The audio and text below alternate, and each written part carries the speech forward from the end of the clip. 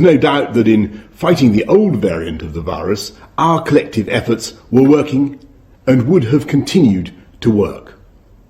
But we now have a new variant of the virus, and it's been both frustrating and alarming to see the speed with which the new variant is spreading. Our scientists have confirmed this new variant is between 50 and 70% more transmissible. That means you're much, much more likely to catch the virus and to pass it on. As I speak to you tonight, our hospitals are under more pressure from COVID than at any time since the start of the pandemic. In England alone, the number of COVID patients in hospitals has increased by nearly a third in the last week to almost 27,000. And that number is 40% higher than the first peak in April. On the 29th of December, more than 80,000 people tested positive for COVID across the UK, a new record.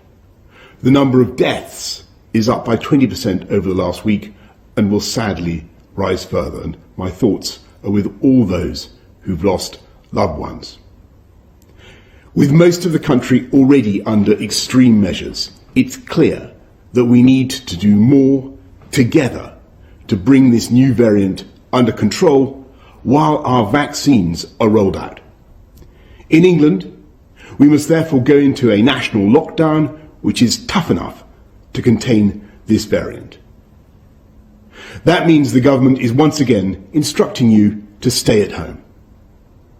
You may only leave home for limited reasons permitted in law, such as to shop for essentials, to work if you absolutely cannot work from home, to exercise, to seek medical assistance, such as getting a COVID test, or to escape domestic abuse. The full details of what you can and can't do will be available at gov.uk/coronavirus. If you are clinically extremely vulnerable, we're advising you to begin shielding again, and you will shortly receive a letter about what this means for you. And because we now have to do everything we possibly can to stop the spread of the disease, primary schools, secondary schools and colleges across England must move to remote provision from tomorrow, except for vulnerable children and the children of key workers. Everyone will still be able to access early years settings such as nurseries. We recognise that this will mean it's not possible or fair for all exams to go ahead this summer as normal. The Education Secretary will work with Ofqual to put in place alternative arrangements. We will provide extra support to ensure that pupils entitled to free school meals will continue to receive them while schools are closed, and we will distribute more devices to support remote education.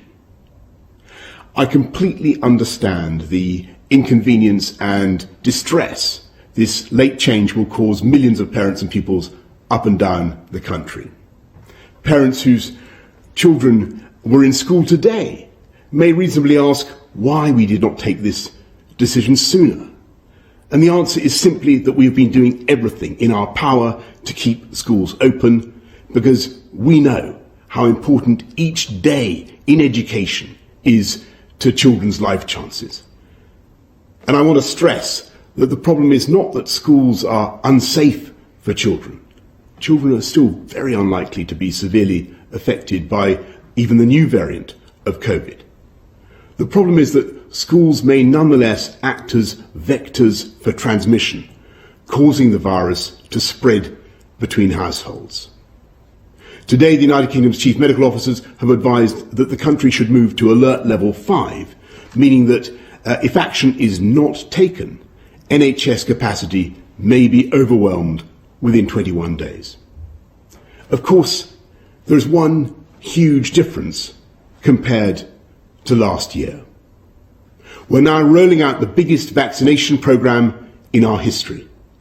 So far, we in the UK have vaccinated more people than in the rest of Europe combined. With the arrival today of the UK's own Oxford AstraZeneca vaccine, the pace of vaccination is accelerating. I can share with you tonight the NHS's realistic expectations for the vaccination programme in the coming weeks. By the middle of February, if things go well and with a fair wind in our sails, we expect to have offered the first vaccine dose to everyone in the 4 top priority groups identified by the Joint Committee on Vaccination and Immunisation. That means vaccinating all residents in a care home for older adults and their carers, everyone over the age of 70, all frontline health and social care workers, and everyone who is clinically extremely vulnerable. If we succeed in vaccinating all those groups, we will have removed huge numbers of people from the path of the virus. And of course, that will eventually enable us to lift many of the restrictions we have endured for so long.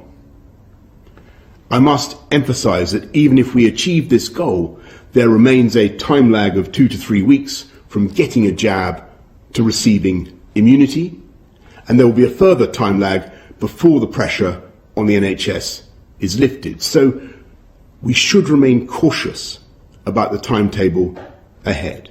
But if our understanding of the virus doesn't change dramatically once again, if the rollout of the vaccine programme continues to be successful, if deaths start to fall as the vaccine takes effect, and critically, if everyone plays their part by following the rules, then I hope we can steadily move out of lockdown, reopening schools after the February half-term and starting cautiously to move regions down the tiers.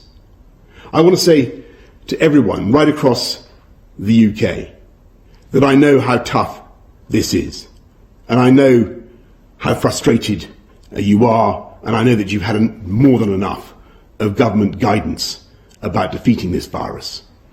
But now, more than ever, we must pull together. You should follow the new rules from now, and they will become law in the early hours of Wednesday morning. Parliament will meet largely remotely later that day. I know that the devolved administrations in Scotland, Wales and Northern Ireland share my conviction that this is a pivotal moment, and they're taking similar steps. The weeks ahead will be the hardest yet, but I really do believe that we're entering the last phase of the struggle, because with every jab that goes into our arms, we are tilting the odds against COVID and in favour of the British people. And thanks to the miracle of science, not only is the end in sight, but we know exactly how we will get there. But for now, I'm afraid you must once again stay at home, protect the NHS and save lives. Thank you all very much. Prime Minister Boris Johnson addressing the whole of the UK there in the last section of his address on the pandemic, urging people to pull together, but really with a mix of